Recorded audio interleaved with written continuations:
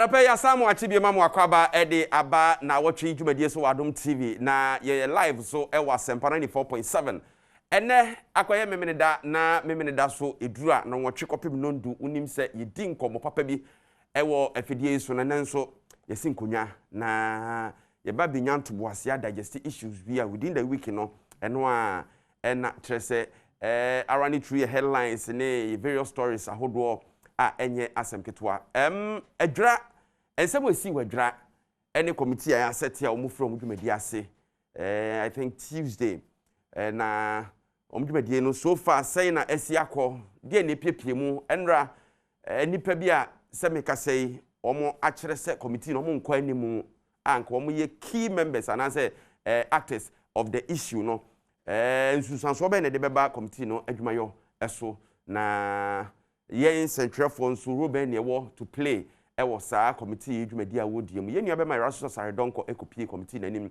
obeka ya da asem ni siye no ono nanim pe ti siye bi ya de nani hunu ye no odi tudwa ema yedi ho nkomo no so kopie committee nanim ene ye raso be bi nyama hodro bi mu na yahwe and second on the table yen presidential couples as you say omo akatua ho nsema sore dendende Ghana for say the hu ba bia ifira eba fe di mpanifo ma ho abakosem kwa akosi be 1997 na mampenda da Jerry John Rollins bi ko to ne pono so ne ba mampenda da John Jekum Kofo ehun hia se omampanire yetua nka na de adwuma no wo ye omo is ye mo allowances bi dada from the office of the president and when enough jaji si yetua ni yetua mpo aye backdate Ghana for say sabre time no mpokra ne niam bia ekoso ne kire sa sempanifo nhye da nwe ye ho ni nyina ebenya ntobase na ye biebie mu enne anopei wona Nnawotwe dwumadie so bi na na say ampofo je kai say dwumadie metremu ede ama Chief Jerry Forson ena ira to sare donko wa ha ena miankasa minia Winston Joy enso so wa ha na enkomo a yebedie no ewo nafa ahodo emienu say the medical aboso no bibia wo so te bibia wo so hunu de wo se piepie mu ye sometimes efa politicians no afem honum na ye de enkyene ne sikire agugu mu a ye de we obey the facts said ye tie ne pepepe na before class ye be hye nkomo na se no de edi setito no ye yenu abema raso sare donko abi okopie abidoko nanimu ne nsama oditu dwa no ye hwe nkomo de ne kakra bi na yamra meshe dwumadi nase. And the firing was into the air? Yes, my lord.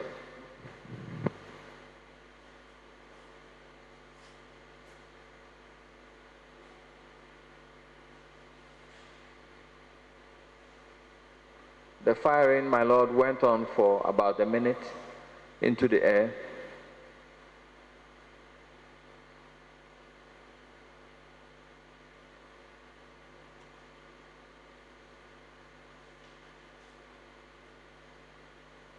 And then the firing seemed to be coming down, being lowered.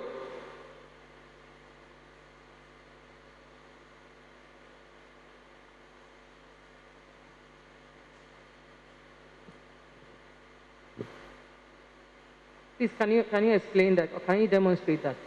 Into the air, then which angle again? So initially, we saw them, when they stepped out of the vehicle, they started shooting at this range. Then it came something like this. About the angle of the fire. Yes, I thought you were talking about the intensity. You see, the shots were into the air, then you said it started coming down. So I thought you were referring to the intensity of the firing. My lord, I'm referring to the angle at which they were. Very well, thank you.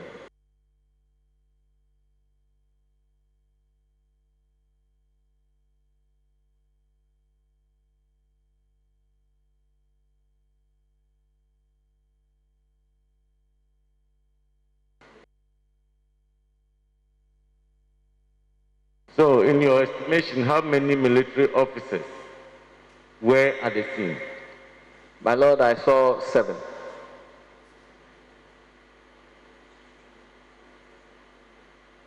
The gentleman in the video you were interviewing or interrogating, did you get to know his name or his identity? No, my lord. So there is no way you can assist us to get in touch with him for him to come and testify? My lord, there is a way. After the whole incident, we saw him with a couple of people we knew, so we could contact them.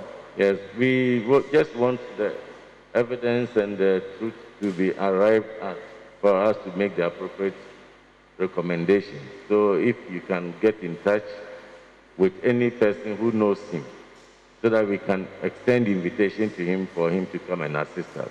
Yes, my lord. We will be very grateful to you. Yes, let me find out from you. From the video clip that we watched, it has been tagged, Fix the Nation, whatever. How do you relate the Fix the Nation agenda to what happened in Asia? My lord, if I understand your question, it means the Fix the Country campaign.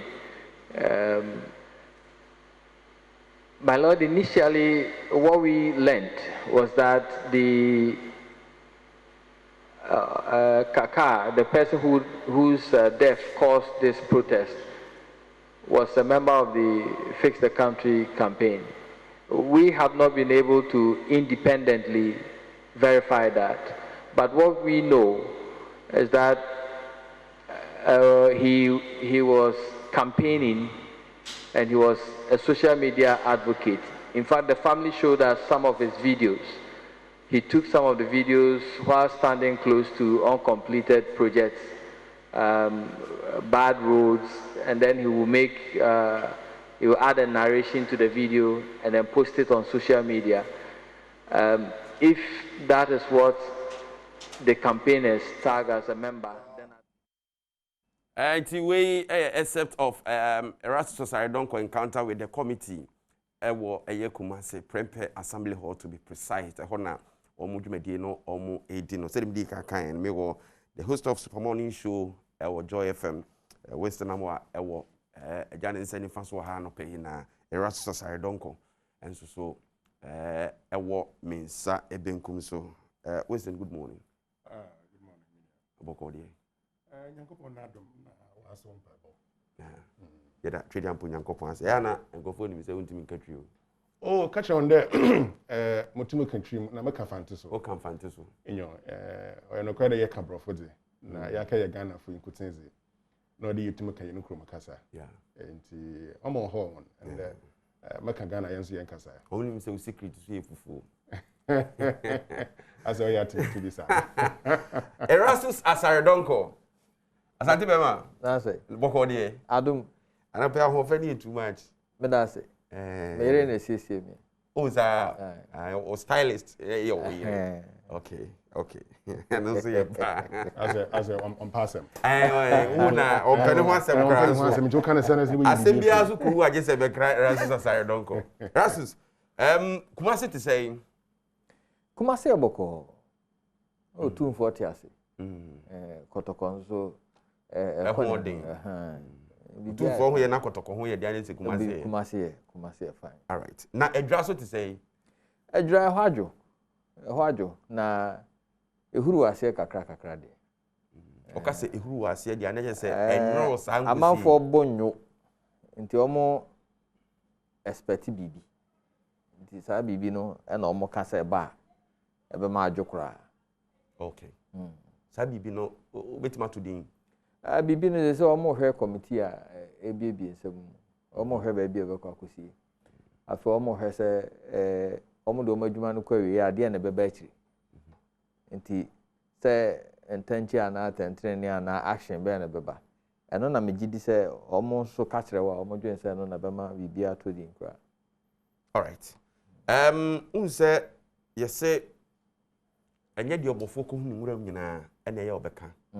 but to the be a year in the so also can nyina wona ko wiram in this instance no adwasam ne yɛkan obi a ɛyɛ ne first time a wɔte adwasam wɔte adwra sojafo akwa tututuo ne ho keka ho me I had opportunity say day na demonstration from the time omuka kosie no a oye report a demonstration ne start ye nyina wugina mu nyina no na me monitor wa at time a say afedia sojafo no ba ye tu ne started set to that time na news time aso nti we had to rush to the studio if free hall na man shada anti nsem ne bi nti obi a be fa ne say eneyi no person wote asem no mu ankasa ne rasus fa ye wura mu from that very day a ukopie adwra ne ekwakosie abrantie na abrantie ni wo no mu asem de me sure say amanfo dodo na nim say eno no ye another issue yo kwasiada na ja kwa asore ba ya dwendwen ho a na me editor frame say adwra ye say hohuru kakra nti boaboa ho na ade echi a ade echi juada obekọ nti ja ye kakra busuafo ye keka niema kakra bo mu a ye pe me driver ma me camera technician am ne bekọ Kofi Asare ne mo ka ho na ja ye boaboa ho ti anopa ene esi ye kudru adwra be se nondu no nse adwra kwantempon no so ye busy pa adwra da so kra de se ye adwra sa enti na madwem se bi a edwada no na ma hwaye but akire ye kwa anim kakra ne hu se dom pa na eba ebi kwekura kontima anom ne ade abufuo nyasem ketwa ana zo ukodru kronum kra na action na start I started as say omo youth no more than be say ahansia and omo gu kwantempon no so na he no mo ba enti me ba o ansa na ube wura kronum kra no okay bi say Sunday no munya information say sa adwra ayehye yeah na den na ne ofre na ka kire so omo ye kire ai okay omo ye kire ti mu dru kronum no dru kronum no na say street ni so ayema enti ebusa na omo so omo kosie kaka jafe na omo ba ti ye mom de ye fa na say normally abufuo na kwan a boy ne fa so wuye no nti no abufuo mtie bia no omo kosie na ba no he ti o wa ya hu bi pen bia bedwo nti ye say ne ye nkwa ye adwuma ti ma camera so ye say twa edru scene ho na ye say twa no omo buafu omo so mo bia ma camera so ho omo mu ntwa ti ye kra no omo buy so sa mo bia ntwa camera ha tama ehia sa mo baba ha ma ntie asema ma ye nti mo bia mpeja camera wa no ndo mo sa brobro car nu gwangwangwangwangwang official car na wo de na me catch driver na say ontu car no nko nti a che no ontu car no nko nyawo say dwuma ne abe eno anso ne gina ni nti o say nti a che na car bia beba bia no omo maka ne nko na wasan yes o ma block kwan no nti ho no na boys no eba me cameraman no so omo ka house am de mente nti boy ba ko a owuye no Nasir Yusuf no ono no ka omo ho but actually obegina ya chi sei ana ode house ka kire omo se omo nya abotre eno Nurudin a o kan ho no te house to na chichiri mu kire se oso omo nya abotre na omo nti ne ba ye be ka omo asema mo se na be omo asem bedru dwam enu nti ne ba to omunya botre no munti asem ese Nurudin no e ba ya ase no ba be provide shield bi ama yes Nurudin ya ne koye okay ya peke anopa na peke no tafo ono ya reporter or report from adwra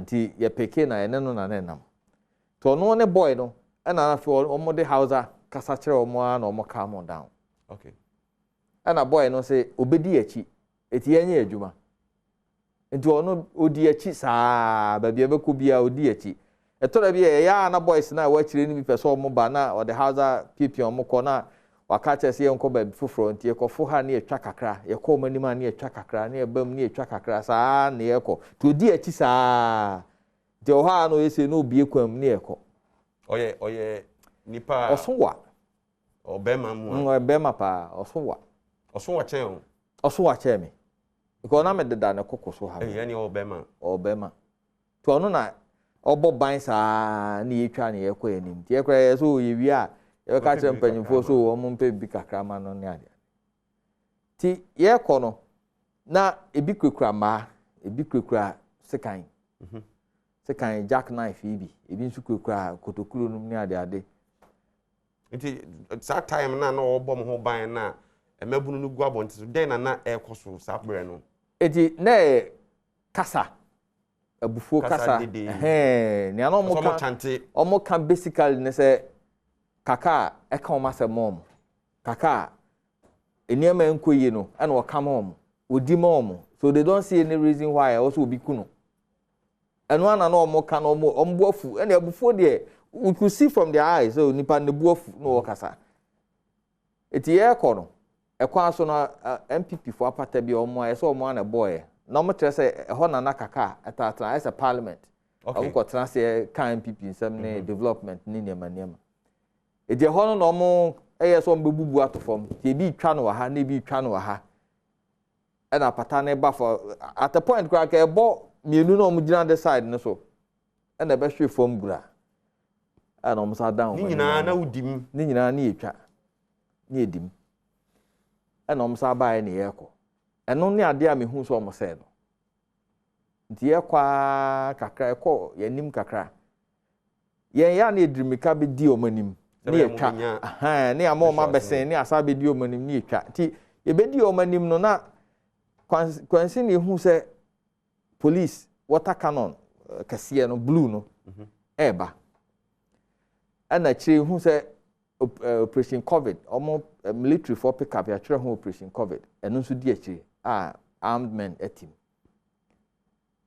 nti omo sie for ne me hu so omo si abo manim sei na omo de tuo no hwe wiem na omo start so omo fire that time no na yen di demonstrators no any military for no finfin distance free and ho ko demonstrators no ho na mutwe and distance free ho ko military for no mutwe kakra enti etuo no start say fly no at a point now omo de hwe wiem no omo to saa fe na e ba fom na mka kire minipa no odi echi nse momie free ha because baby e wo no etuo betimi account to momie free ha yemfo abrosan na si wo no ni edirimika eto be hwa satan na na etwa na ye kra na na enim se omo picking a life ye start to see etwa no na ye di kan inform mom say camera na TV live but no more my feedback so ya pick normally o make catch so ya pick it say no ma pick nti wo hwa na camera at a point na hwe from ni dirimika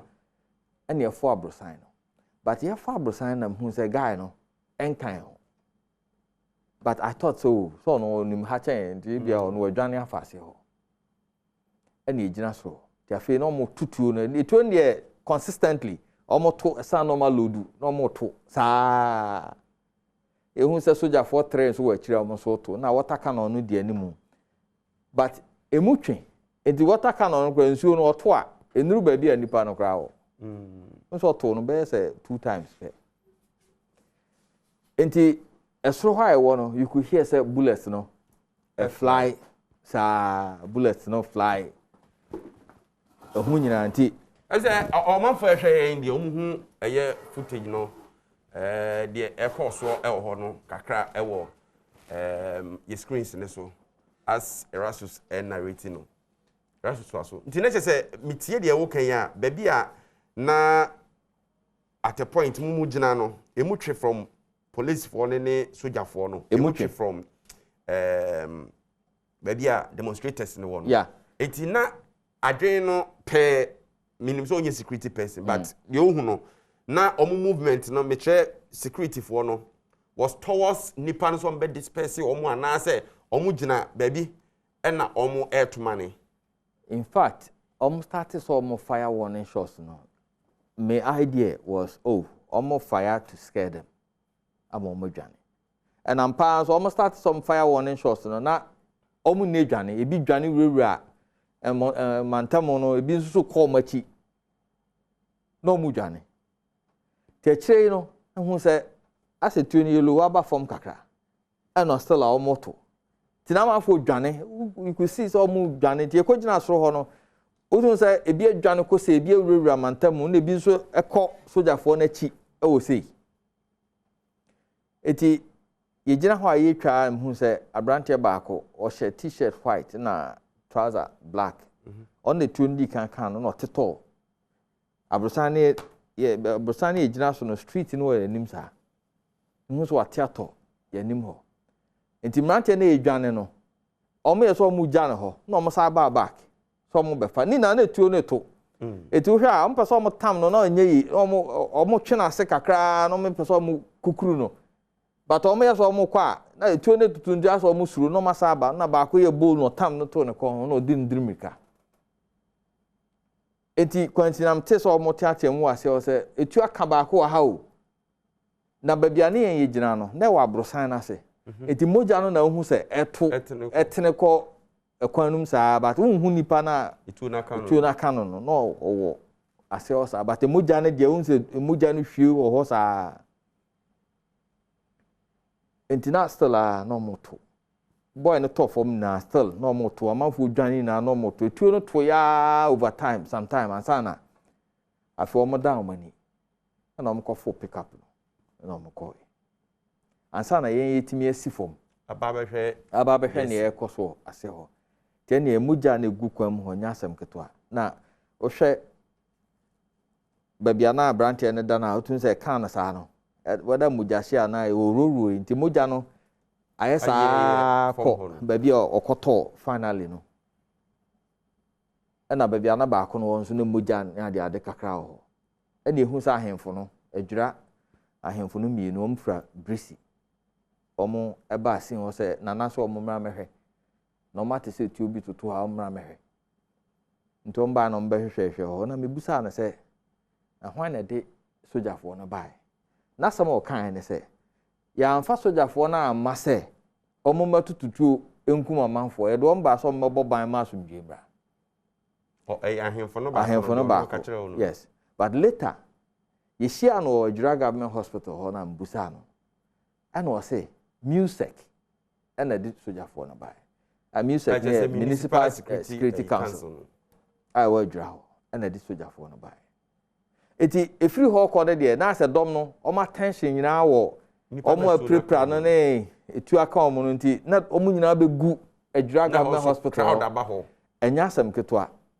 a dom a na gu hospital ho no na o mo accident and emergency center ni sha ana amanfo gu akire ompeso ompushi ewura inside ebehwe omo atu na ka omo no eti omo ahu bi na ebo ban wo gate na no a omo prevent amanfo so mbewuram ba na ebi nso awuram eti inside ho no control na den enti inside ho no se ebi de da fom ba kwa na etu na ka ne ha se aka na we ye hospital ho no ya ono da fom na ye hwe no na omo awu no baako da stretcher so no de ntoma akata no so na baako nso da form de ntoma akata no so na ne ka de stream no no so da corner ho sei ewo stretcher so nurses no kura nya ba bi nyina no mo de drip ne nya makra no amom enti ye ba ye report ani na ye twa live ti ba kire ho a ye report na boys no ete so mo tiatem so mo pese mo gyamu no na muslimi kwan so mo ekosie na doctor no say omunya abotere eti ekoso saa no bodan num gwangwangwan saa na kire ne hu say doctor no ma kwan say yemfa body no ba ko mom ye de mom tie dom no dodo na di akire ekoi na second one om release ye no na dom no dodo na di akire omo di akosia no na omo koi enti na fe eho ahenhan kakra fe doctors no nya kwan hwe omo a ewo no enti emma na hu so mo deda stretcher so ho ne ye omo ba ho mbe finti bu oba no hu sin na ni nua say ana ni bibi say o da house ya no enti na say doctors ni release bodies no emma youth no na say penimfo na ba ho no without police for input bia dabi enti akire no ana mebusa doctor no because na families na ba ko allege say almost all fa body ne man almost intua sika oka no okay eje no na doctor ne ba akire no o se da bi enye sika tua bia na omo ho bi entua kapre na emom almost say emfa body no ma body no so say e go through process bi na ye papai na ye hwehwe niam bi ansa na ye de amom na ofre police for amom aya aware ansa na wetima release body no but ofre police for no almost ntimi ma ho at that time and ono so ntimi control crowd no nti na o say obenya na sumdua obenya na sumdua timi ahwe mo ho na so release body no mom wow and am pan so release body no edom no dodo na de akire koi okay and ma ho no ehin high kakra fe omutimi ehwe amanfo etefiri ho kon de na ye abufuo ne kasa no ne sun ne ade saa kosi se awia ekotoy it will say basically they happen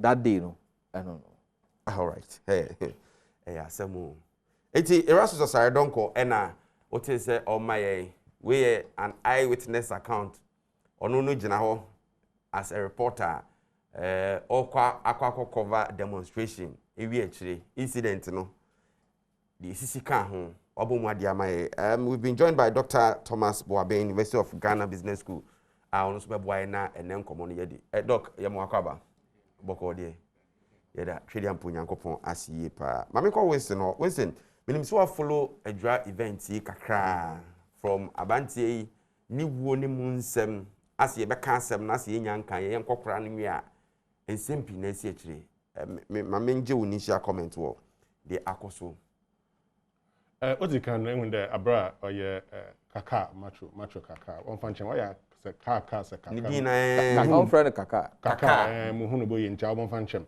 abra owi no oye fix the country fu no odi kan do to gada obi a oka wono ho oka wono campaign ho menka da oye member mesi obi oka wono campaign ho na wekun na I want to see what is there onam nzema oye fix the country nzema oye fix the country no kra no ye resi betimi aka is it a group is it a campaign or more membership mama kan say mcho nti advancements na nye oye Hadi Yakubu ono ka oye convener of fix the country onye di komo onye ni zin komo wo top story do I think no a first day now some Kenya there fix the country no onye kuwa esde mepede mabaka wono ho na be member na mafado oye activity mama kan na me ho oye activity nti se dey te he na yare our host a big agenda na say big agenda se pede be kan no ho a fa hashtag no big agenda na fa kire wadwen kire jimedi no record no na wo feed there wo ho jim no dem not into fix the country for no what say you know fix the country no your activity into be a feed there fix the country nzo be record wo manima na nyi wanje ho ibotum abaka ye ho na ebe kwa na be fada abaka ye ho ebaka ye ho by using hashtag no so ye twi aban na adwene bi bodo on chair mako GIG when we lecture bi on social media nzema na ebo there what sha say na work can fix the country enye biara ekede finance minister obey oye program send my finance minister obechche nzema say one Sunday after obechche ase there ye ne money odi kan ye hwe bebi ana ye wo nzema na ye reye ansa na covid roba na covid be no so ye hwe ma ya ye na sisiara ma ye pede ye okay na finance minister enye biara why do obekase onam hashtag na record no na hashtag no shares na yehu fix yourself fix your attitude you ka dem adze no onye na echi wodze na nice fixing it you know ka dem hashtag all the but nti na nice fixing it all members are onye members or your hashtag I wanna would say echi bit maka de anya na yese na nice fixing it nti no say ejitum de na nice fixing it yembra social media na yen tweet use hashtag no and nice fixing it draws people's attention to the conversation inti oye kaka no nankasa ni Facebook page mara alcohol ma hwe nzema oken na mama nka na dibi nchro oye yen police fo adze no oya ni ya kan hwe police aburu wi no na fix the country fo oye press conference live video media houses ye fe na police fo what do one is the bay no waka there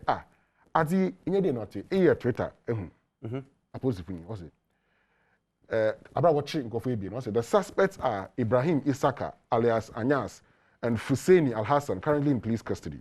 Both were arrested at about 10:45 p.m. on Monday, 28th June 2021. Following police intelligence, witness accounts show that the deceased was ambushed in front of his house when he was returning home on his motorbike at about 1:30 a.m. on 27th June.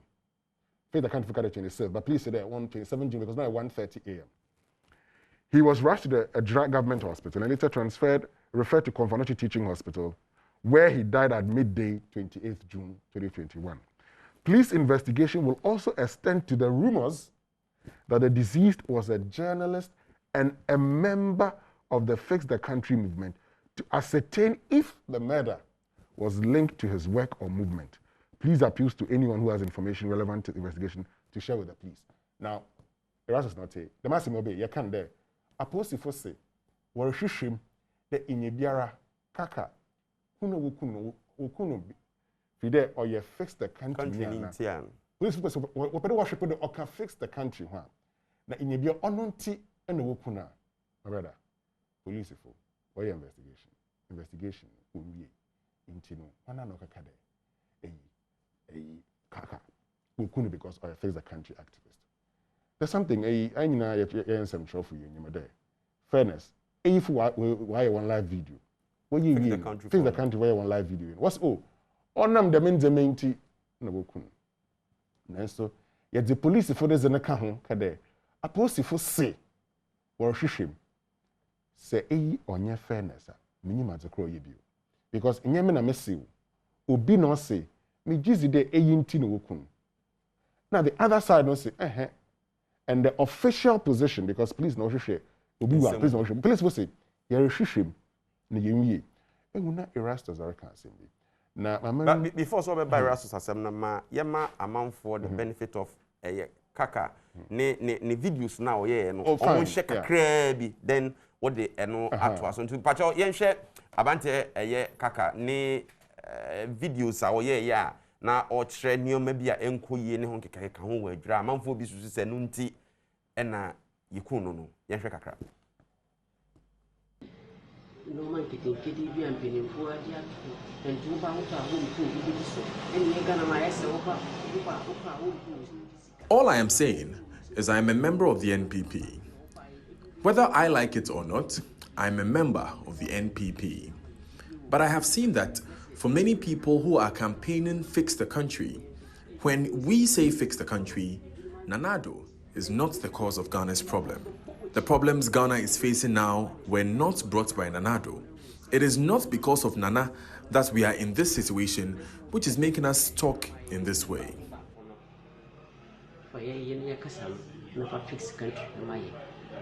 Fix the country, no matter me no. What to ye? Udi susu Ghana, Udi, every Ghana record. You say, we even do say, no, one year here came for an hour. Doesn't deal with the education first by it, and another down for a private show point. Sanya come, now with the buy. It's abante kaka any videos no mubako and our share. They say, Nakumemu genuinely no. Na ohese o my Ghana ye be ni ye oso ye ni ye a udin be ka the history books of Ghana mu abante no course na or fight eno no nti ehun dey ma wakase na I wanna what tree and I can kasa sinema no o say iron fix the country for na iron no chede na so ka hu bi nyedema because e do ho aka ho nti eyi onyem na meken eno nyu biara na waka Papa na Yerika no ho asem no onara se iron fix the country for my Yerika nyina anyi de onya wo na ehya ase na imom awo na sisiara eye ye no man pin inti se bibi ontwe ye ya awo na wede ehwe ni ye emeze mese se etumi ya omu na enye ipo no Ghana ya na bakosem awo na ze free SHS aba na etiri nyina osedo Onam de Ghana Fujizi de awo ye mampenyi ni papa ntina mahama na abredo one card on fix the country. What's awo na na fix the country. Intino obani de a na mijizi de aposifo wa ye won hwehwem no obenya dem nyinara na wahwem. obi ka de na kaka na videos nkotin na oye na video kro page won fan cancel nti mesano ko hobio na mu hu de okoto the fuel petrol odegu vortic bottle na waka de fuel no buy it no or the sort of fix the country or video nti me pi wo ha okay fix the country the rastos me ye be bayi ba ma fe intra the rastos ka de ahemfo no say was the police a soldier from be the on ka do mo tutu na inye biara soldier for hono no was be music no was be ya Salisu Bamba obey no o say ofre o direct me ofre divisional commander nye the man DSP Hammond obey no o say den o say o sha ase no o say okade won fa soldier for mra echi no o say ofre divisional command na onupo no soldier for no be na onyim bebi a wo free bi say onyim na wo operation calm life o say onyim ena Vladimir Ntwidan so okade na nyawo na ese awo na friend won na o say ho emizi me friend divisional commander the ombre ni ena DCOP Ajimana Jem obe no ofuama oye Lieutenant Colonel Pepra Kenodo Lieutenant Colonel Pepra say DCOP Ajimana Jem no a friend catch there musi madzeno kono so be ya nche onfa oma operation Calm Life team no kronye den o maka ho because adzeno oya aginsim na Ashanti regional minister so say ono no fresh soldier for nti wana no ti soldiers ne bay inconsistencies be appear ono na medwene ho me feel the committee no or establish me just no be hwe na waka because asema regional minister kan Brigadier General Apo officer commanding, general officer commanding, central command. Ono so be no. What's regional minister? No friend. Regional minister say we not be more one until we to hold emergency meeting. Fi there. CCR we need deputy. Na ncho nyi ho a nche eyi no the take over. Police commander. Ono sakade na semfufuru. Ihwe yi nyinara. Oho no inconsistencies. All right. Yeah. Be mama nko Dr. Boabe. Doc, those why di uti asem ni bia no abo trinko. Pebe bia wuti de wate wasum de wahwe ene de wahunu no what do you make of a dry issue any baby ya babedro nyina menya ame fa akonya iso na me na wase na nchi ahwefo native nyina de metimi aka for now ne se no asem na esi wadwira no ama emotions akosro bibi abebo so bia no busuan bi di yaw nipa bibri omon kan busuan no kra na amudi yaw whether they are from NPP or they are from NDC or they are Kotoko supporters or has nipa me ntimi hwe videos no me come hwe on sa areho nti for now the mechanic say fortunately yes committee bi hwehwe mu approve for so mo hwehwe mu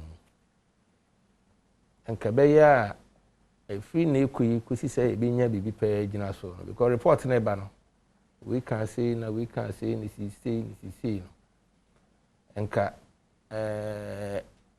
nyina ya ma ho hyeden na ye ntu ye bukakra na any opportunity a enhye abusuan no awu no ne ayarefo na abamu nyina eden ne hwe animu se report no beba na report no ba na de wo se sa ban na se omo dimu no eye no ye ma omo pressure ma omo aya na ye hu so for now de ayarefo se enye ade papa enye Ghana ngwa o be bia nti nke be ka se de be ya discussions na san ko nyane inflammatory passions bibri ni nti no enka me de enka mesre se asat now enka it's unfortunate ye mo wo ye involve ni nyina me professor Jidan so ne obi anya we se ye hwe omo the whole world hwe omo videos ho test ho witnesses abem na yen trust say enema be ko said you say ko na obi a ho be bomu no yen insist say said you ko bia na ko no ma ka chi titiro mo pragu ho no en menum ya na yafo kan be fa so a betimi so ama mo so ahare mo kakra. Okay.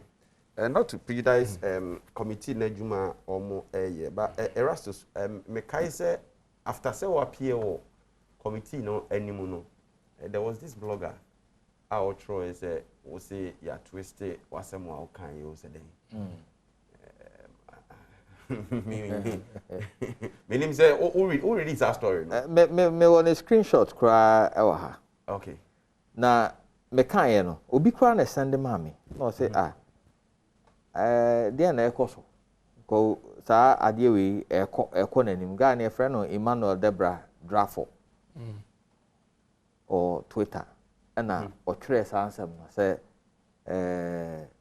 me say Joy FM ana Joy News wow mother station me am mother station no masam na o kan me kan o committee na me ye adwuma me ye no mo twist masam me kan o field no am say but man kasa anchire committee nti di nti na wo sa brante no etwetwe sansem nti me frɛ no na mbusa nse di nti na wo twetwe sansem ne wo kan se na wa anka na mse nti wo tape a etrese me kan sansem o se wo tape no te no radio station bi so bi na sende tape no man na mse nti obetimi asende tape na mame o se obetimi asende amame na mse won sende tape no mame afede na some of can say or drink say bronika say inference I inferred.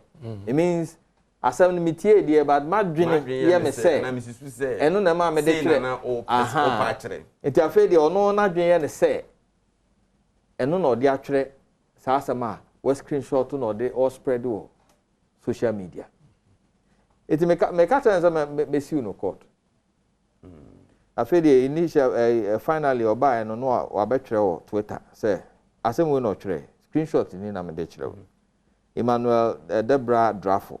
I was just inferring. You recall saying you were on the ground and could not see what the editor put together. If you said so, then I retract and apologize. Say asemwa erasusu kan na yede ato abante na dia otwere no. It's not say ni cheche mu no. O se me ka say na me wo field no, me hu ne ekoso e wo TV no so. Nti say me kan sa de ne opa me tell wa twa asan. But now say ye fa ne ma bi ento hoyi. Me a field reporter. Adwuma ye wa ha obi ane na adwuma. Sabe cameraman na gina ani mo eso mo adwuma nko omo so hye obi ase odu nipa ko na kire say mo bu camera we ko ha na atwa nipa so masi. The director na kire ne de won ye. Ye field reporters. Who field that? Ne ekoso screen so no. E tramfo ni ba live. Is on kita monitor. There be ntia bank ran any are broadcast. Ye wa editor no so hwe say ye twetwere niema information bi agu screen so ama obi a wo hwe na aboa no ma watimi ate ade a ekoso no so yi. Ono na adwuma wo ye. Obetima ha ne hwehwe mu separate ansa na watwere ne ekoso no. A lot goes into that. Me am in field na me hu ne a watwere ena eno nkire say medwen say na adwuma wo ye no onye ne yi da bi because ono ne nim ne a wo hu nti a wo twere sa de no e bia na me am wo field na me hu sa de no it is a mechanical committee ne say me am wo field no me hu sa de na ne kwan so pepepe sa editor kro na wo twere nsem wo ho no ono abetima direct me say move camera na kwa ha ko situation we ko twa we ma me ana ko yewe ana me ntwa bibia agina ha din oye me boss o eti onim de chem ya me wo field eti there is no way I may suggest say sabi ni ono wa ha ono nim adwuma o direct me wo field no ne awatwere wo screen so no wrong because me nim de enti o take that decision no and no na me catch committee no nem se masama me catch committee no ma twist no ma akoye te say na ne na me di ho ya o kakra ne say DCOP agem e ba committee na ni ono ni nsusuye about nsentwerefo ena woka nsentwerefo ti say ana nsentwerefo ti say ena o say even ono ne press releases or the ba abonten on adwura nsɛntwerɛfoɔ no amfa anya adwuma ɔka saa anya no korɛ ɛfiri sɛ metima ma no evidence yɛwɔ platform ɛwɔ WhatsApp police press conference Ashanti region journalists ɛwɔ Ashanti region nyinaa wɔ so press release bia papa no release ye bia ɔmo de beto platform no so ye stories na journalists won add the links to those stories no e be good platform no so ema commander our platform no so no hu say you've done the story on my story no eti ebe ngwanwa say obeba betra a whole committee anim no aka say and centrofo an tie prosifo asem wo mra evidence what platform no so say ne some o de ba ye no ye de ni nyina ato abonten na se papa ya kan asem wo ya na temuafo a wo tie nipa mienu asem na at the end of the day wa judge no e ho na wa judge ame no ya adwen ntsentrofo say no omotie omokra de wu kasa wa nya kasa ombeka say you attacking the media na ho no o pass judgment even before the judgment analysis because me a witness amaba wanim makama asem obi nso ya witness ono nso aba wanim waka na asem de ntina afo abaako de so na o kasa odi bua baako fo say o baako e de say no otie ho na me di ho ya okaka all right eti meba listen na me hu say after sa asemu a erasus wo kan say the make can ye nye prejudicial but ewi eche na fe obako Twitter shame on joy na trend I don't know so follow ya and per the erasus akan ene kaka abusua ene the other guy the say baako free mo nsusu nua no say omo nko committee nanim almost statement no make it a statement this is here eden na ka kire yen abra na rastos question I can't say me na I say what fact finding committee investigate the circumstances leading to the drug disturbances kede hwehwe no ndema onunti emase mi si na wo ba chairman Ankasoto no run commentary issues no run commentary active Vladimir dance also this fine gentleman why don't you go and talk to him fine gentleman and no obizi kana kade oh yeah nam there dance so charge the Ghana Forces Staff College it wasn't a account because a soldier but I mean who him because jeans there and even Andra Amaliba was suggesting say now was in Kenya a former military person I know some no is neither here nor there na honorable asor o say oh as for our media friends when a dog bites a man they'll say a man has bitten a dog just to be sensational to sell their stories they mean you not to no it in adrena ono no a prejudice to ono no why you na adwene there oh journalists for the day na what na me be so inye biara obana den and a live event live coverage of a live event obey the course of the live event timu live coverage of a live event ono no obo course live event adia o ma mincheche adia e koso eda TV so no afi de TV so na ama de e koso no koso esi sa na person e betimi esi sa nwanwa kakra mu na enye bia so no u trade live ibotuma akona akọ doctor na live enu mo de mi hu sa technology ni bi enti no even attempt ni na media on a mechanical police na gasa one website Twitter account on na me feed the committee no woro magana for it won ho ya okakra na woro ma ye bisa nsembia nti onye de ye bisa committee no inyi biara no e bisa committee what's the motive of the committee because obana there udru abra work media ho asema e na obiara sha say no oh as for the media is like this as for the media is like that okay I'm can some sure and obiara ot media radio stations na zinyina se nkofo free radio do na work at anyi ne ya obi ntwa na kada mankasa because onoso or chanadun awo afro obi de on chanadun wo aban nzema bore ye no do obi so chanadun wo aso wedwuma do in country etey na awo adwuma na wɔde mo no what's the circumstances na ɛhyɛ ase akyerɛ ma kaka na ebusuafo work ɛhyɛ ase na ɛkyerɛ rebuild I build a trend bi ɔkyerɛ de o sɛ media ne yɛ wɔ n'adwuma yɛ ya nkyɛnyɛndu beebi ma yɛduru. Alright, yɛba ne yɛba bɛhwɛ deɛ nti a kaka abusuafoɔ ɛne the other victim sabira yɛka sɛ ɔmo mpɛsɛ anaasɛ ɔno ma state emphatically sɛ ɔmo nkɔ committee no anim ne nsunsuanso ɛde bɛba na yɛabɔ so.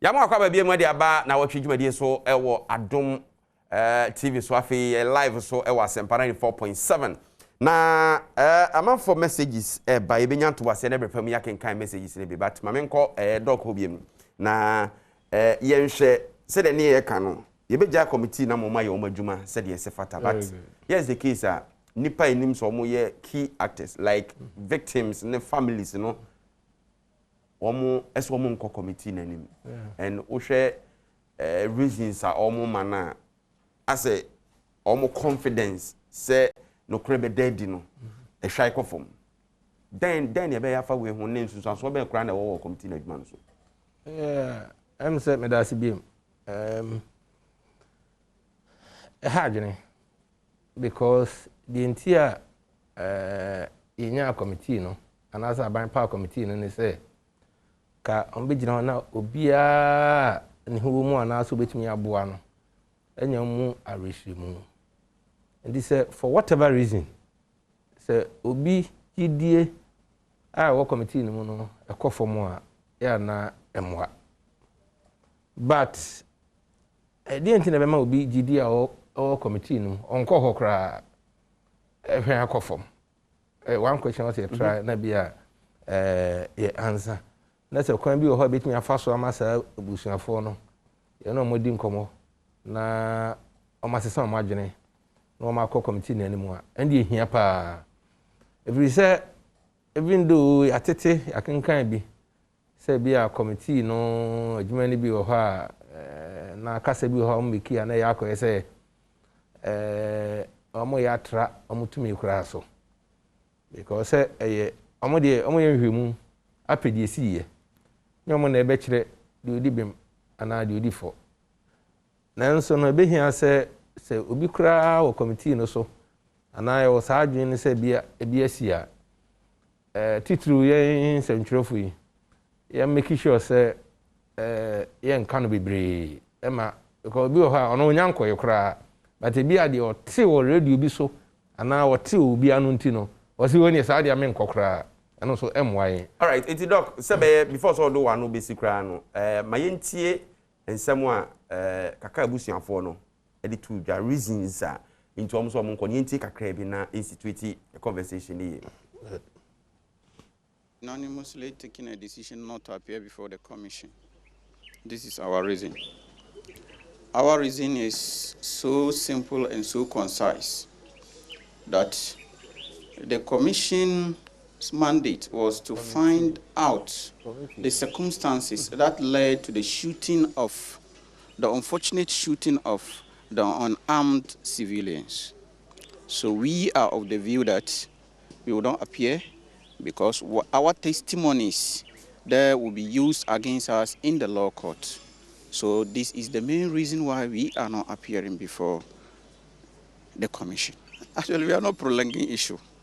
Our main reason is that we have our brother, who is Idi Mohammed, in the custody of police.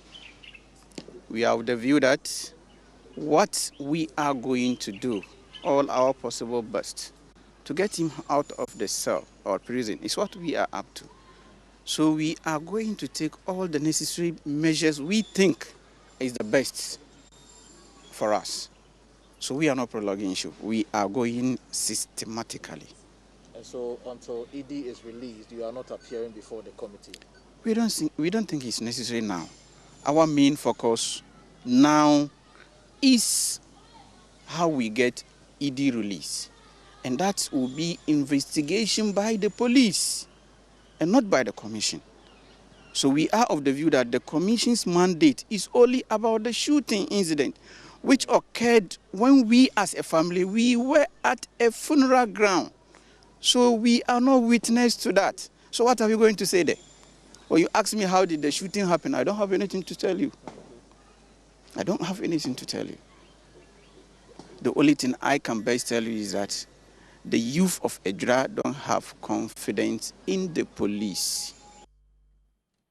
Iti asem no na wakatwa to said the youth in Ejura omuni gidie kitikiti sei kra e police fo no no so ya asem kese a wo say yete ni ehwe omuni gidie o police fo mu dia na ne hwan na omu gidie onum na hwan na be maintain law and order said the Omei constitution the Ashe police force so mo na yen sade no so dia force na ba na Nnawotwe Yi nti e yasem kese e wo say hwe na ye kan ye doc nti utie ni reasons na ni tia wo mu ne se omo asem wo court omo de hye eye kaka ni nua pani no owo kukumu to betena committee nanim sisi na obekirekira asem na fe ye be hu anse afa e de twa wo mo a e wo court a na se sebio omo a asen ahomama ye de omo ti ahyem nti omo na enko ena enti ena na me kana before say you clip no I was say now no you hunu omo concern bi we a public one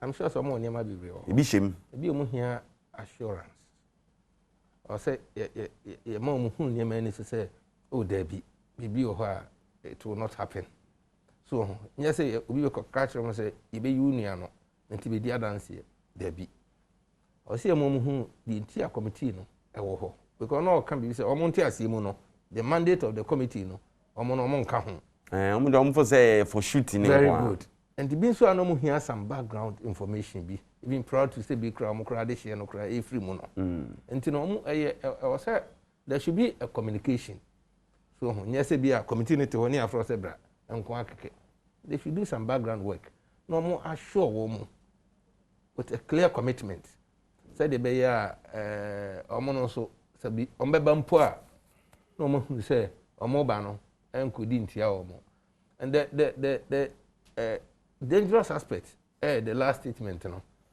say the youth in Ejura no I know the M say I know shikakra because me sure say represent but don't you think that that's a reality no maybe how me sure say represent the youth in Ejura generally you can see say some or you can even say majority of the youth. You can see the youth. That's quite measured or no. So to them tenati.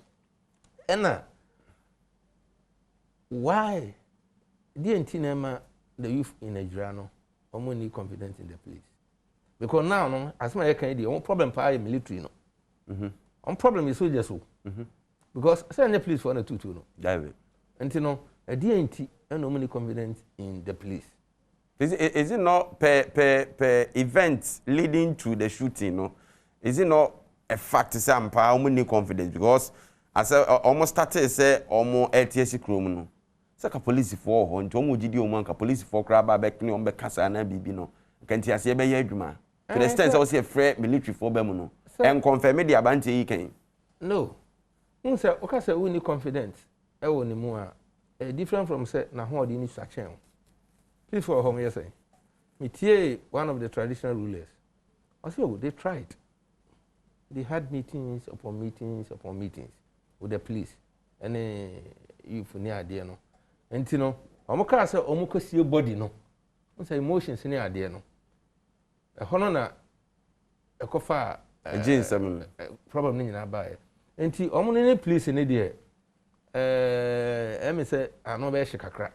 So, make I say, me always when you go to the barracks, the military, we are the most organized and disciplined group globally. Almost free barracks with their families. We are the most disciplined. Once they leave the barracks in uniform, be civilians who are, we are the worst group to trust. You can check the records worldwide. To almost barely pay no share uniform to work. No the omni mono.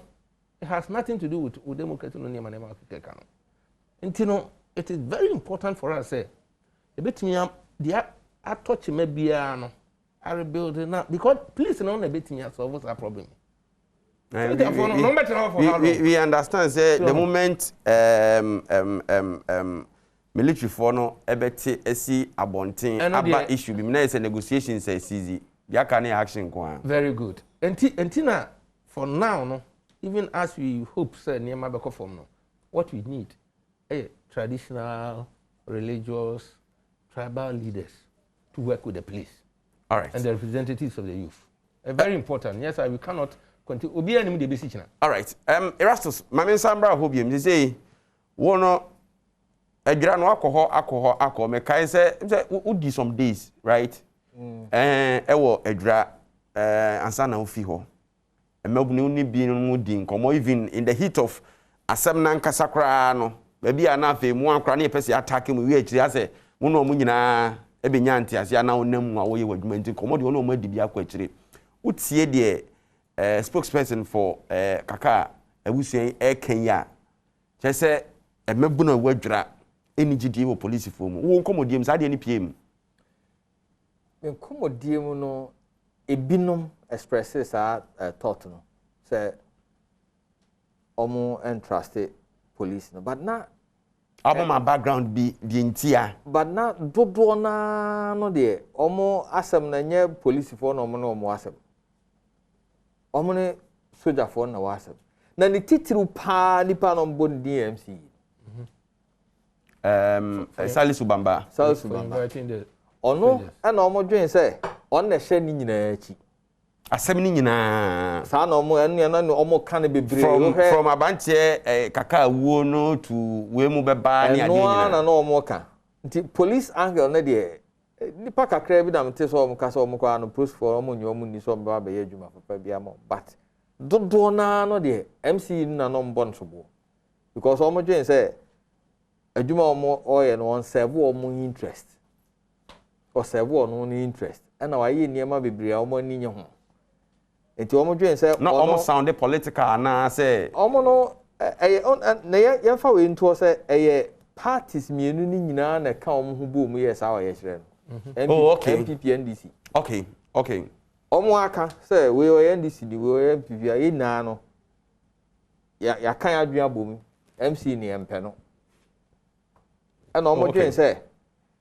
nipa mienu a ya che omo no omo do omo susu say omo na hye akiri because omo say niema bi asipen a ukoka pe na wasoma na nkrofo amababo say no ye no kra na nya no kra no ye independently and verify no but sana no mo ka eti process for the end the feel na me ti say dodo na me nyini say man ti say dodo na ka sa asem but dodo na asema na mo ka na say MC no omo hia no nti the first na was president here enu so yi ni free ho na be fi ase ama asundua ba ho sana na mo ka. All right Winston said the doc kan say sa asemo a spokesperson dey to dwai say if it's verified and I say a to just say no crisis and mabunu ne kan dangerous for a town like Edra because of me mampo na me free and unni medra history kakra ne the way our reaction to some issues here na police form no omote ho no omo so omo ni omo gidie pe de Adom Yi Kenya then na quite dangerous say dem not on is na chede ya wasem na tede ma doc kan no obi hia so de eyi wakasa nyimpa kro na asem na yate rastos okoho no dodo na ka de MC no nyine wo problem nti bia na kakra bi na e bia wona adwene ye wona de police funo wona mozinable nso wona enwa because onam we hu de MC no ye no enti obi hia so de police funo aso ba ye nhwehwem se dem na ota na wafa kwana wo fado na wonye nkofo na tene yi ebe redeem omo onam de say eme say meka na bibia de police funo oh Ghana police for maka de obey edwuma na edwuma na wonyi edwuma na pa yeah sure so pede hu de police wonyi edwuma hwede wo ku police nya obechi ngofo na wo share chiri nti na police funo edwuma na wotase na ete committee no public settings no pa deputy commander na kede wo ye mistake akra ochitum de the kind of area we feel them to be seen. I mean, with hindsight, when they got a few things wrong. And it tells you the police if you say, "But I yada what I say."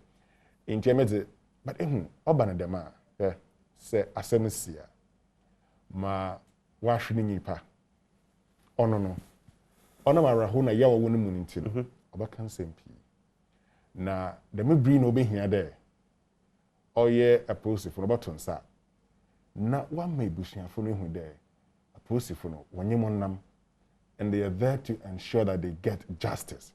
And doc, asɛm nyinara justice no ono no hia no.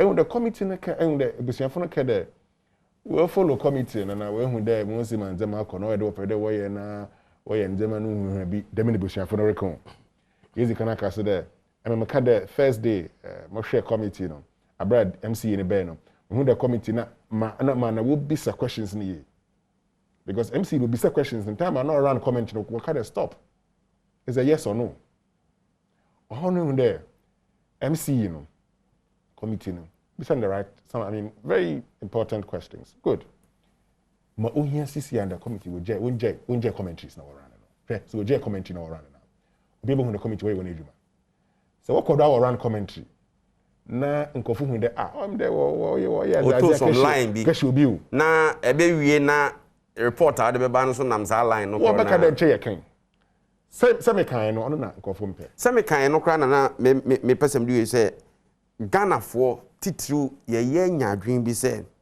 asem bi si na ye te committee na commissioner enkonkusiaga and eno so ye very dangerous enyima I was so west Ogun by election commissioner of inquiry why you need juma yeah oya ni aka for committee reports no na ye that to go na aka say the committee dey no okay you dey no okay you abano so njintu no commissioner of inquiry do you need juma ebi wo habano jitu na ojitum no wanfanye adwuma odi bi so ye adwuma nto ya na yakafa na yakade azugu okade okay yate IGP oda ye we hu hwe sisiara onyi ho bio ojitum there we prosecutor crew was no cross no one jintum or provocation ni nyinara commission no was it together yenhwe yunti de man amoni wedwuma ye my brother say ye wedwuma ye ya obiara ntena ho nkade anye wedwuma ebenya no nkofo ebien ebaase be okade o anye wedwuma ye ebia na metre no wanye wona dew but said do na kede morukui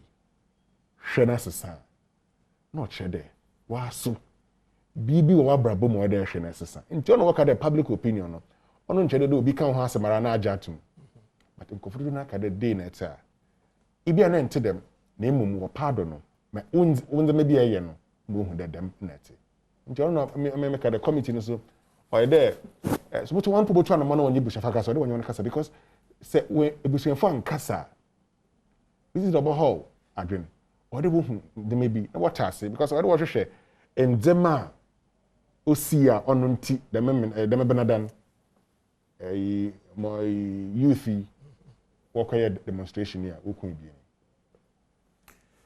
Oguso share Nnawotwe Yi dwumadie ewo Adom TV so ATL live was Sempa 94.7 na dra nsensemi ya na eguso yen de ehwehwe ne se YouTube ka kwotwere de twere asomdwe be ye adwuma abusua wahwere wade hye obenya komatoye mu ewo nhwehwemu ebeye nachi na hu se anya bibi kura no yenim se nhwehwemu committee o hwan ye ensam fa wade hye na wahwere ne made ne nso onom kra bedadin no mahu se nipa udin samone anase wanye bibi etre no asotwe se fata ne de ama no agya no brebre e mabato nti eno na ye hwe rasos minim so wasem fufuru bia obeka e de afa ye adwansensemi ya odi sei no mzeda bre dachi bia je se dwira hene e pekunwa ketu abi ma na wotena so wadwira ho na me se me ne Winston dia adwen se committee no the entire amafo nya mo ho ano baba ye no ye commentaries are mo running awatiri sabi panyi due mantemante na wasam shotiri mu ase shotiri nti send odwen say we otwa ntora ni na shotiri du wie na do ukuruchire wonsam no begu abonte na afi ye nyina ye hunu ba bia na wadwene ewo na emum o pass comment ewo nia obeka na asem waka wie na uyi and it's live on TV too.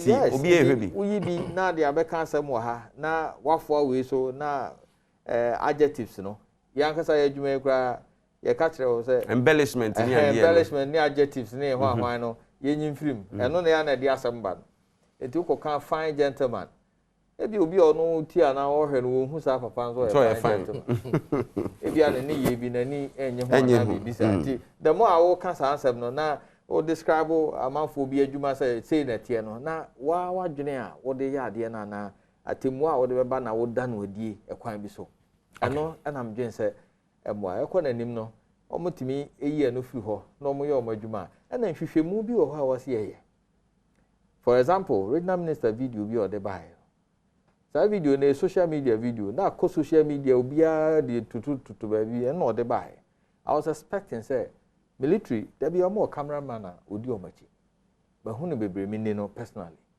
dika BBC wo mo ko na o sen ka cameraman na ka ho to get evidence anka BBC ba ya no betimi dia break committee na ma military nso hu say okay yes your side of the story no say that here but I said chairman of respect the video bisaba committee ni benya daje no akofhwehwem no more independently to verify some of these things I can also so all right yemfa dwansem no ensi ha na yemfa re enhye committee nim bibia o Ghana ni bia aban committee a wate si yenhwehwemu no yemfa re enhye mu so mbe ya adwuma papa na yemo the benefit of the doubt na committee ni so hu se o mamu ni nyina na o mu si anam emfa won se wakɔhye kokwa bi mu wokumase Premier Assembly hall some of us yenya kwanya ehwe live Joy News ne other channels enti bibia mu ye bia no me the press before you me nya eto da say asembi ara mekano adibi ara meye enka ssmi bisa se ebe ye Yesu fe tuwe anu ahwe say ade ami ye ebeboa wo man no eso nyame ani ne so nipa ne wo man mu nso ani pepepe ye beba eno nko a ne wo some man guide mo ye call your next topic salaries I see yintia emfama presidential couples akwakofa and who you be brabaze en penifo modwen ye huni afi de akwakoye edin trum Adam say enyo no a if si nyo no a owo no a se hwan na de ba se hwan na de ba ehun hia irrelevant at this stage yen ye bre ya ye wo mu yi sei ehun hia se yitu omampani eyireka ewo constitution mu yehwe mu a yenhu na anyebia committee omo tenase na omo make his recommendations no then omo gina so ebinom fo so omo sneaky first and second lady ne presidential spouses no anase couples no de omo ba she article 71 efo no FM ho anase ho asem te say ensem bebre na ahyase a eboba wo ho na is it not a fact say aban oko omampani atenaye the presidency a omo budget no bibia ye osika kakra yi de support the first and the second ladies ema omo nwumadi ahodo omo die no omo di ana entidi ebiem doc mama sha sem famfiri ho this issue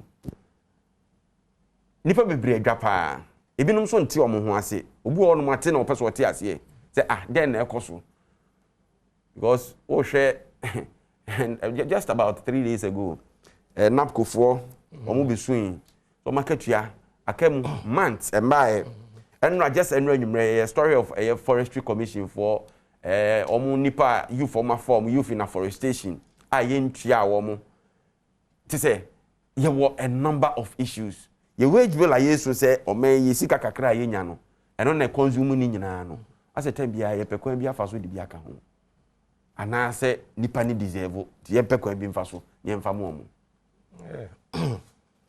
mama say na wasibi say it's a very good the table so public sector governance issue.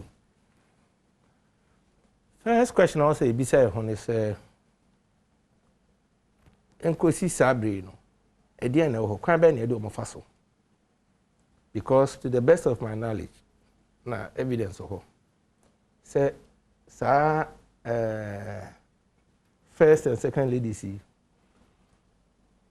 yahwe omo from Dr. Nkrumah time but enye formal enye structured enti di obaba bedi akonwa no ohwe a wose oh we paire na obresi ni akoy bibia ma no nti se ohwe screen ni so a mse muso nyantoba design this kana toto omani fefe very good yenko enti no enye structured na but ye niema sa excuse me as you speak now on mine I'm a first lady office our staff enye ne nko ahu what dada niema ema obi ti say omampani Rollins ene omampani Kofo omutimi bo adwuma pa boy no was the role of their wives yes omko abontin no kwa charity because minim say na konadu ewo team a omo monitor media because minister no dey obrifu a obema o dey ono wo pe until for a president to know say minister yi mess up no dey ye be kan fa minister ho adom no president minister no ba wo meka until no Kofo did the same and the reason ono no adwuma wo ye no until papa no ba nyura was say nam to you no so to make so ministers no abodjuma enti ya tenase even though enye constitutional emre bia ni ho say yen ma first lady and second lady office ya establish am homo ena ye bo ho ka bebre enye official as a country yenim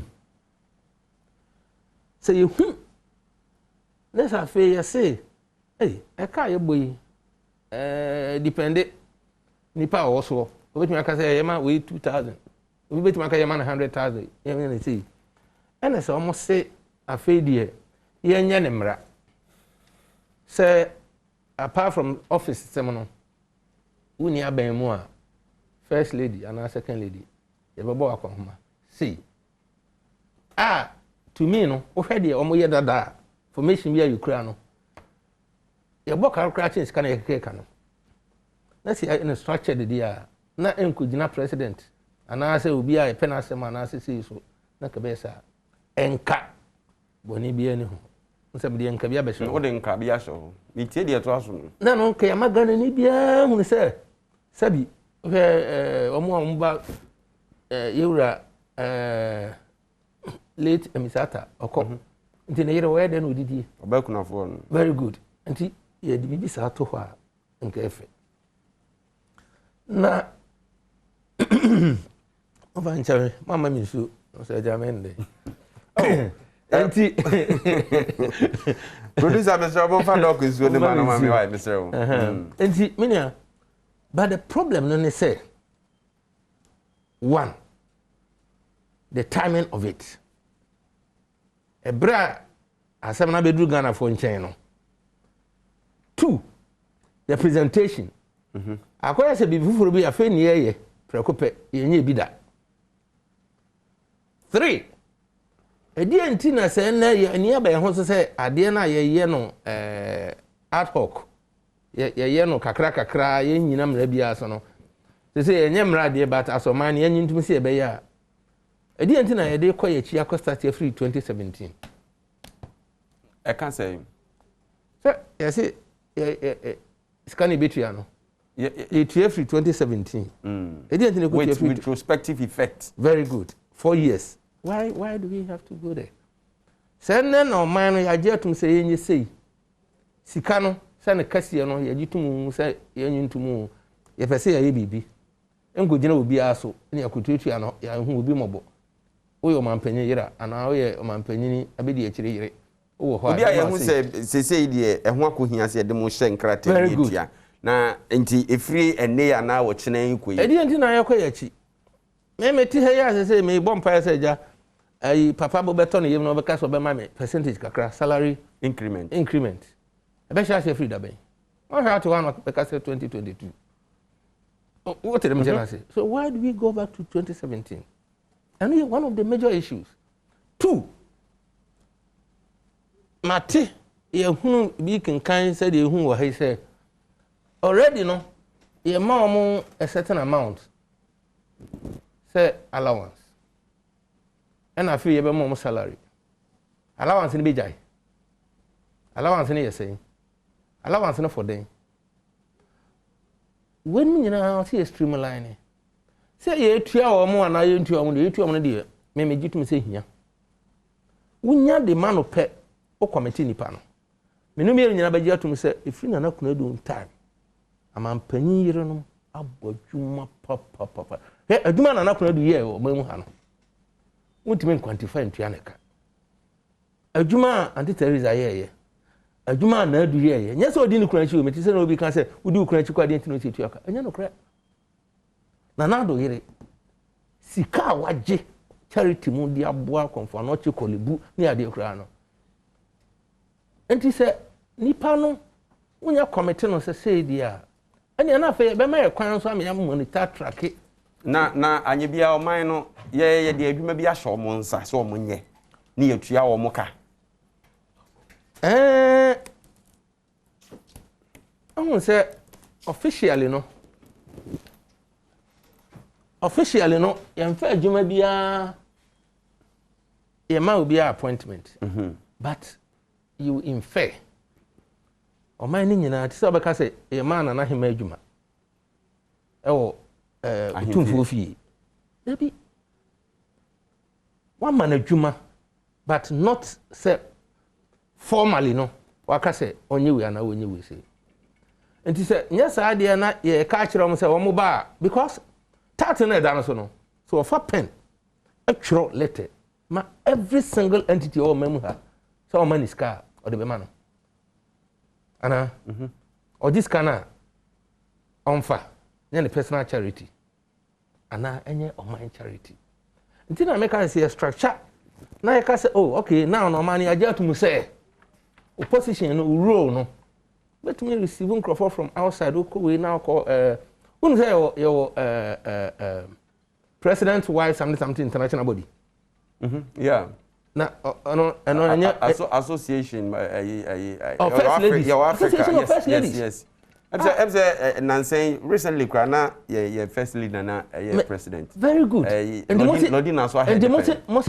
ma o argument no mo nya sa ade no in what capacity no mo yes ade no and when they are doing this na say ebua o man no in fact omo nyina o de part obo na your research obi a contribution a o de ama o man no you cannot compare to scanner he ka se de be mo no however mo man structure na enye clear because our office our staff yema staff ni ti o mo ka o enye go for the bottom ska o na enye mess bottom ska o men sika na editua but informal obi anim na obi bisa senti dachi bia na yenya a Muslim president na ne yere mo nan enti ni nyina ye betua sa na wonim DC for the o mamu ha unless you value the role of the first lady Queen Elizabeth budget Queen Elizabeth Buckingham Palace budget it does share the whole Ghana your budget national budget unza and I say ya omo de you want to omo enye yi waja ya mfa want to omo ya nso kakra betim the American say amount no yes eso I don't have a problem but a relevant say benya you be institutionalize even more argue say omo privileges omo opportunities budgets ni ade and omo sorted omo ya no mukuru mawaja omo no yeden mo say media for na akọ hwe na adu mails say kwan be no faso tena se nti no ano no na adu mails ntimi kwa yadwuma bi abiem papa na wuko but a state in hwe omo per information e wono anya kra no quarterly bia ye wo ehwe no na yes eye no official quarterly no unim skado yede mo ekufu araka to ntu abayede o man panyi bi ba no so be man half wa obe ne den enti na me ka se yen anka ni nyina mu na enye se se quarterly yede be man no se month yede be man no enye obi e no betena so na aka se na me ni we fine enti me ni say all right doc na me ni we fine but I think your point is well made my member Winston doc na me say fine Mr. Docas doc inye biara say President Mills Ofri Hua. Yeah. Nadu Mills, a bisa question there. Obey then. Good. President Mills, oya na adwene double some Ghana. No begina ho as president. Near Twabaman. The last time I came, young Twabaman Nadu Mills. Perfect. Oya no kware the way inti owino President Mills or descendants or dependents. You ask who the dependents are. What can you do for them? Fantastic. Na imum. Si ye jino do ne yede kade onam dementi. Into your first lady, sir. No question you there. As a country, Ghana, ask yourself, first lady, Yetu Abamana, is she employed by the state? No. A kind of oil charity. In your biara uncle funa oil charity or Ghana hana. Aban Uchiawana Kawa. No. Aban into your biara because it was a not-for-profit organization. In an area na Ato Foundation. It Ato Foundation na esede as the Abuaman. Se a route to Kwana. Foundation on Obaden. Always can be edible to Kwan. Say you be no akashra banana ban the Bamawa, no problem. No, unless we are suggesting, say, because the average citizen foundation operates totally different from what we are talking about. This person goes here and says, I want to build a children's clinic. Please help me. Everything goes there. Because when I'm traveling outside, the state sponsors me. So I don't need a charity to sponsor me. So that's why I'm saying that. I'm going to say, Mr. T by saying, say, wait from me, kakra minimum. I will hold that. We give it to them, but any official. No, matters. Are we scrapping the unofficial one? But definitely, says the unofficial one. But if said okay, official, yeah, discussing what's in bad. Then the unofficial will cease. No one. Remember, last time, a story. Kwambating Nico. Cape Coast Teaching Hospital, one problem. Foundation be free. What will be CB amount? Abana mawana she. I wanna run a wasi obeye. Na onam dementi na offer a charity. Dem wo he na misi me nya misika. But dem boa Ghana for. Ma at charity. Na ma fa nkofo. Na me se obosimi bia dem misika na mazba mama. Na se bibi wo ha ebotuma ya ombro be 50,000 cedis a. Ye be ya amount.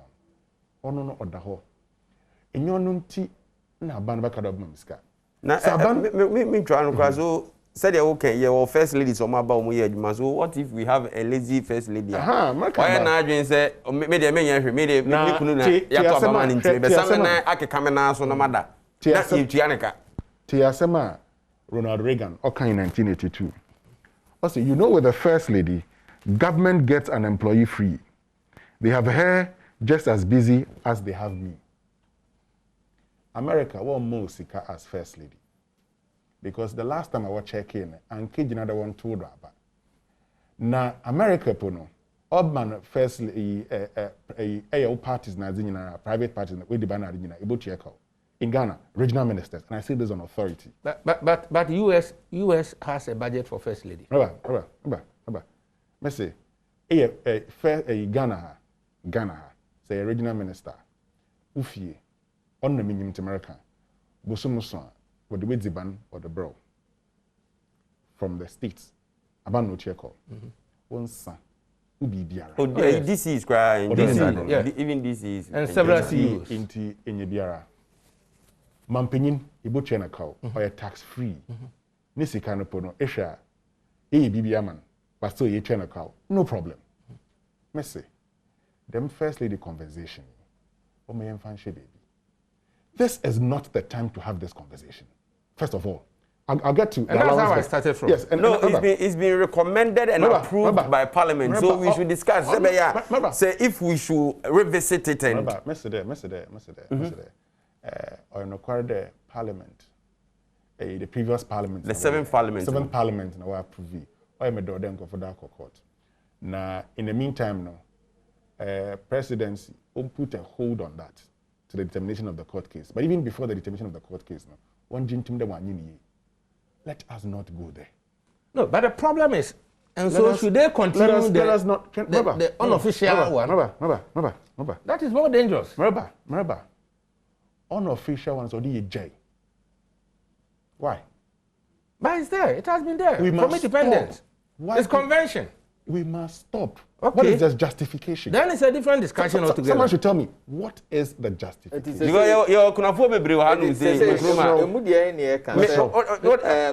Bambo, First Lady Slomo, Bambo, almost housekeeping. Oh, maybe I'm about to not be taking myself for arguing. Maybe Messi. You not be taking myself for arguing. Because it will be very important. Messi, yen Jenny Nara.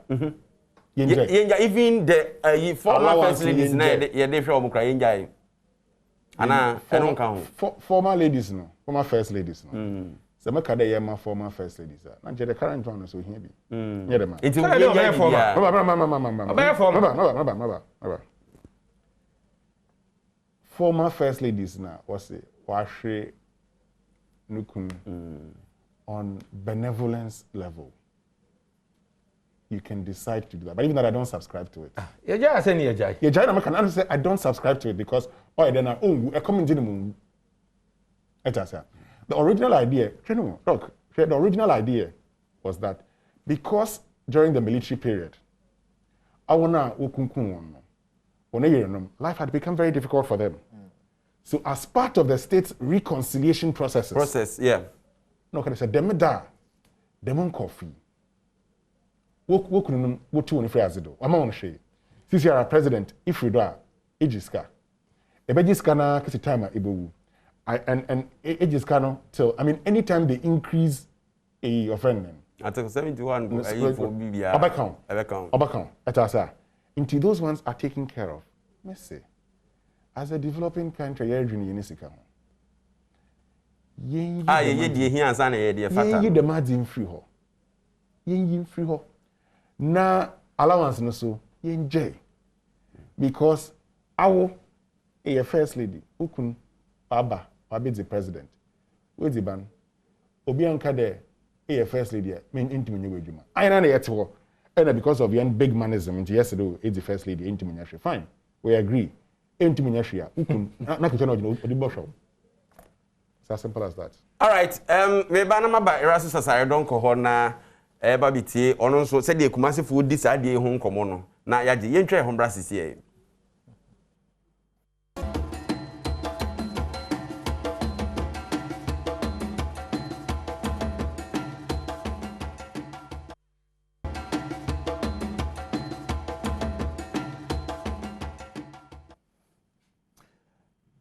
yamu akwa babie mu nte yegusu a edi nkomo ese fata se presidential spouse and mind you enye se bia ya na first lady second lady it will get to a time bia benya female president ni kunu so se yaji wetumu dia na se ni kunu so o se yetu anaka and enye asem a yedi nkomo etwa wie sa and it's been approved by the 7th parliament nti bi kra ye kasa kra bia you have to find out you gonna ometu ya dadambo I make a maja tumti yeah na ye ne for anu si yes na ye can say about na nti papa no wu president no wu ona me shas na make the former heads of states na we na or at the time as part of the reconciliation the kadem on bi kakra almost started the fourth republic nti eko USD a mampanyini ewu na ye no wo se kebia wote man se ne ye no gide misika na ontimi jiska wo bia ho bio the US for I a pension no you know the US age state funding for political party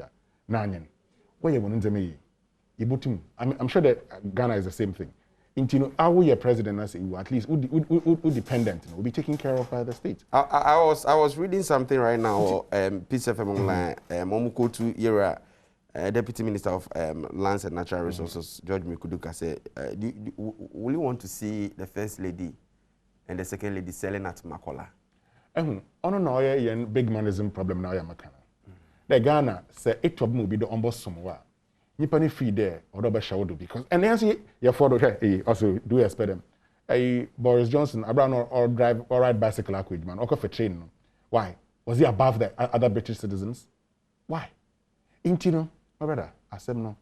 But yeah, you know asem ken. You find say Rebecca, e won the agency or ye na adwuma. Your man it na kan akonya contract with government. We say nepotism. Nepotism. No, nchire yintie na kawo. All right. Ono nchire. All right. I'm can say be. Ghana, yen employee emoluments, or in excess of about 30 billion Ghana cedis annually. You better yet to do. Aye, you better be calm. Now put it. Say you be calm. And your farmer wanna go here. Now what are you, Jimmy? Man, farmer, president, not vice president. Wanna hear them? It is not a necessity at this point. All right, and should not be. Just 1 minute. Now, Assembly person worker. Oh, the American said to sum up. I didn't say ene na eba discussion here different. I didn't know what da ewo ketase. Hidden ena ekoso. And I'm saying hidden ekoso nintino. Untimi kra nko audit. Scale come offices. Doc, I want to be about now. Scan crab. Be here. That is MPs in the loan now. You can was a shall see a tail woman alone by any new. And now, come pass here. I don't know. I'm going to ship passing in December. I'm coming to where they. You have to matter that. What I'm saying is, I'm money open, transparent. Now, and she said, oh, be a young. You me all the 2 offices. Here, you as the now you can, as other countries, no. Ye mawa wontimi nye bibia any private income bia biem ye the amount obi chose kakra ya ban dia we charity bibia ya ban dia dan see abeka say oh there be ye ka say aha no ye betima ya ne sa why not all right so all this year register say we are ma me na was na nimra Erastus na Erastus na kumanse for adwe o mate de enko so nyina me na masere kwa yo doc ye be share be da wasipi na o da me beja mo ansa kwa mate so mo kasem no enye se bia omo enfo aso mo nim se president yerenom ne vice president yerenom ye help efa security bambo omo bambo kwa mbefa so omo behwe omo honom ne ade omo nim se bibisa wo but obi an so adwen ne se e wo se eye bibisa Sani ukunu ewo ho a ona hewo nti so obedi dia na abeda na obambo ho nsam ade no nia wunya na no bi na transfer ko ho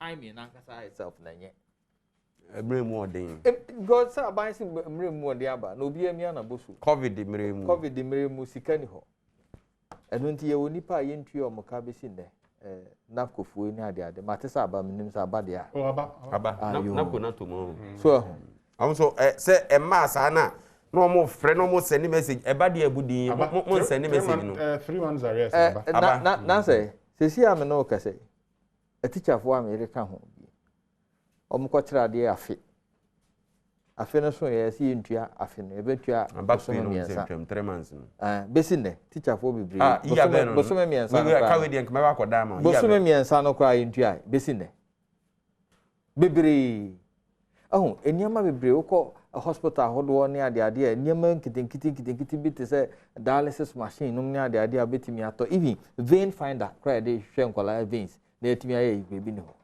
it is all shane sa ade na time aye ka ho asem wrong but titru me medwen say sabe so okunu ho obehwe on ska kakra obenya no onsusu betimi anya bi so aho obambo ne ade de o say sani awukunu tie bia na oso no so extend bambo ni bi ni ade ma e ma so feel okay eno so you all right but say ye twasika part wo say ye tua ne ka anya bia so mo ye adwuma de bi wo businesses bebe wo businesses a menim say bi wo businesses a o mo ye nom ni ade sani a Western kan ye ka foundation u treat na say business though no for non profit but then ye managing institution ye wo workers wo ma etu omoka omo na manage trade proposals no ade ko pesika ba me ye de niema me je say sa na wo say all right enti platform na wo no nanka we use na wo de atua wo ho ka na